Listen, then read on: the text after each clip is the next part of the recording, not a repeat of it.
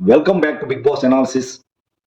ఈరోజు తనుజ గారి మీద దివ్య గారు ఒక రేంజ్లో రెచ్చిపోయి విచక్షణ లేకుండా ఇష్టం వచ్చినట్టు మాట్లాడింది.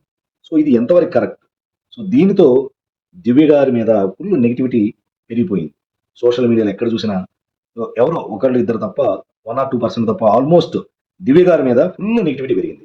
సో దివ్య గారికి తెలుసు, సో ఈ వీక్ లాస్ట్ బాటంలో ఉంటారని దివ్య గారికి తెలుసు. ఎందుకంటే లాస్ట్ వీక్ గౌరవ్ గారు దివ్య గారు లాస్ట్ లో ఉన్నారు. తనుజ గారి పుణ్యమా అంటూ తనుజ గారు మన గౌరవ్ గారిని సేవ్ చేసినట్టయితే మన దివ్య గారు ఎలిమినేట్ అయిపోయేవాళ్ళు. సో అది మర్చిపోయారు దివ్య గారు, అది వేరే విషయం. సో కావాలని లాస్ట్ అటెంప్ట్ గా ఒక మైండ్ గేమ్ ఆడింది దివ్య గారు అని మనం దాదాపు ఆడియన్స్ చాలా మంది అనుకుంటుంది. సో అది 100% కరెక్ట్. సో కంటెంట్ ఇస్తే బిగ్ బాస్ హౌస్ లో ఉండటానికి ఒక అవకాశం ఉంటుంది. మంచి కంటెంట్, ఒక రేంజ్ లో బాగా వైరల్ అయ్యే కంటెంట్ కావాలి.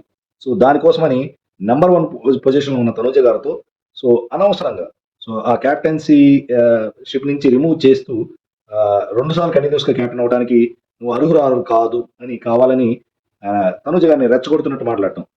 సరే మాట మాటికి నా మీద ఎందుకు పడుతున్నావు, సరే చేసుకో పో అని క్యాజువల్ గా అంటే పో అనే వర్డ్ ని హైలైట్ చేసేసి పో అంటావేంది అని ఇష్టం వచ్చినట్టు మాట్లాడటం అమర్యాదగా. మరి అట్ ది సేమ్ టైం సరే క్యారెక్టర్ని బట్టి నేను అవతల వాళ్ళ యొక్క క్యారెక్టర్ని బట్టి నేను మాట్లాడతానని క్యాజువల్ గా తనుజ గారు అంటే క్యారెక్టర్ అనే మాట ఎత్తుతావు ఏంటి, అసలు క్యారెక్టర్ అంటే ఏంటి, అది ఇదని జాగ్రత్తగా మాట్లాడు అని కావాలని ప్రతి తనుజ గారు మాట్లాడిన ప్రతి మాటని భూతద్దంతో చూస్తూ దివ్య గారు కావాలనే తనుజ గారిని బాగా రెచ్చగొట్టి సో అవుట్ ఆఫ్ కంటెస్ట్ వెళ్ళి మాట్లాడే అది దాదాపు పర్సనల్ గా వెళ్ళేటట్టు చేయడానికి గల కారణం దివ్య గారు రెచ్చగొట్టడం అనేది ఆల్మోస్ట్ సోషల్ మీడియాలో చక్కర్లు కొడుతుంది. ఆడియన్స్ అందరు కూడా దివ్య గారిదే తప్పని కూడా చెప్తున్నారు. సో ఇది ఒక type of mind game. So ఎటు ఈ వీక్ ఎలిమినేట్ అవడానికి అవకాశాలు బాగా ఉన్నాయి. సో మంచి కంటెంట్ ఇచ్చేసి ఒక వైరల్ అయ్యే కంటెంట్ ఇచ్చేస్తే బిగ్ బాస్ గారిని ఇంప్రెస్ చేస్తే మనం నెక్స్ట్ వీక్ మనం కంటిన్యూ అవ్వచ్చు. సో ఏదో విధంగా మళ్ళీ క్యాప్టెన్ ఏదో ఒకటి అయ్యి సో మళ్ళీ తనుజ గారికి సారీ చెప్పు, సో మళ్ళీ గేమ్ లో కంటిన్యూ అవ్వచ్చు అని ఒక చిన్న మైండ్ గేమ్ ఆడింది. సో ఇక్కడ ఇంకో విషయం ఏంటంటే మీరు పర్టికులర్ ఆర్గ్యుమెంట్ బాగా ఎక్కువ ఇదైపోయిన తర్వాత తనుజ గారు ఒక వ్యక్తి మిమ్మల్ని మీ బిహేవియర్ నచ్చక మిమ్మల్ని దూరం పెడుతుంటే కావాలని మీరు అతని దగ్గరికి మళ్ళీ వెళ్తున్నారు అని ఇండైరెక్ట్ గా బర్ని గారిని ఉద్దేశించి తనుజ గారు అంటే సో అది దివ్య గారికి అర్థమైంది, దివ్య గారికి కూడా తెలుసు. సో అది తనుజ గారు తనంతరం తాను చెప్పలేదు. బర్ని గారు ఒకనొక సందర్భంలో తనుజ గారికి చెప్పారు, సో నేను కావాలని దివ్యని దూరం పెట్టాలని ట్రై చేస్తున్నాను. సో ఏదో మాధురి గారి విషయం వచ్చింది కదా, సో మాధురి గారికి దివ్య గారి మదర్ ఫోన్ చేసి చెప్పారంట, సో దివ్యని బర్ని గారికి దూరంగా ఉండమని అని సంజన గారు చెప్పారంట, సంజన గారు బర్ని గారు చెప్పారంట. సో ఆ విషయం తనుజ గారికి బర్ని గారు చెప్పారు. సో ఆ విషయమే చెప్తే అక్కడ బర్ని గారు స్టాండ్ తీసుకోకుండా మళ్ళీ సేఫ్ గేమ్ ఆడుతూ సో మన దివ్య గారు ఒక రేంజ్ లో వాయిస్ పెంచి ఉగ్ర రూపంలో ఉండగానే మరి బర్ని గారు భయపడ్డారు ఏంటో తెలియదు కానీ ఈ విషయం చెప్పిన వెంటనే ఏ అనే పదం దివ్య గారు వాడారు. ఫస్ట్ ఏ అని, తర్వాత బర్ని గారు బర్ని గారు అంటే బర్ని గారి మీదకి అసలు ఆమెకి కోపం వచ్చింది దివ్య గారికి, ఈ విషయం కూడా చెప్పాడా అని. సో అందుకని ఫస్ట్ ఏ అనే పదం వచ్చింది, వెంటనే బర్ని గారు అని పిలిచింది. మీరు కావాలంటే రిమైండ్ చేసి చూడండి. సో ఆ మాట దివ్య గారు కూడా ఒప్పుకున్నారు. ఫస్ట్ ఏ అన్నాను, తర్వాత ఫస్ట్ అసలు ఏ అనలేదు అన్నారు.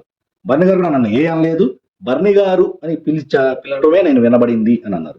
సో అక్కడ లక్కీగా రీతు గారు తర్వాత కాసేపటికి రావడంతో రీతు గారు కరెక్ట్గా వినలేదు.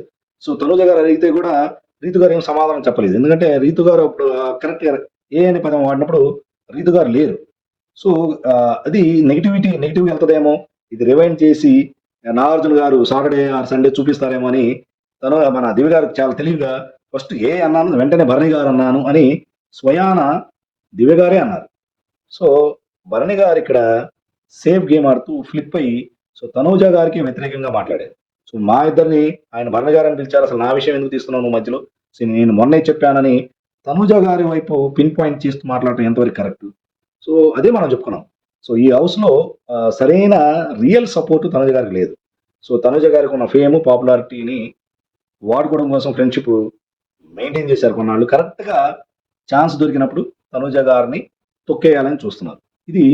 ఇదే మాట తనుజ గారు మొన్న అంటే సో వేరే విధంగా చాలా మంది, సో అందరు ఎవరు సపోర్ట్ లేకుండానే కెప్టెన్ ఎలా అయింది అని చాలా మంది మాట్లాడారు. సో ఈ రోజు అది ప్రూవ్ అయింది. ఈ రోజు ఎమాన్యుయల్ గారు కానీ, భరణి గారు కానీ, సుమన్ శెట్టి గారు కానీ, దివ్య గారు డైరెక్టే.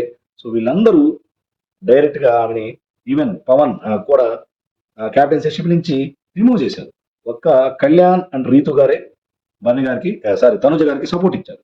సో ఇది ప్రూవ్ అయింది, రియల్ సపోర్ట్ ఆమెకి లేదని. So at the same time Bunny గారు ఫ్లిప్ అవటం. సో తన కూతురు వచ్చి చెప్పింది కూడా, సో మిమ్మల్ని కమాండ్ చేస్తూ మాట్లాడుతుంది దివ్య గారు. సో దివ్య గారికి కూడా ఒక స్వీట్ వార్నింగ్ లాంటిది కూడా ఇచ్చింది. మీరు అలా మా డాడీని కమాండ్ చేస్తూ మాట్లాడటం నాకు ఇష్టం లేదు అని దివ్య గారితో చెప్పింది. At the same time Bunny గారితో కూడా, బన్నీ గారి కూతురు చెప్పింది, అలా కమాండ్ చేస్తూ మాట్లాడే వాళ్ళని కట్ చేయండి. సో మీది తనూజ గారిదే రియల్ బాండింగ్. సో అదే మాకు నచ్చింది.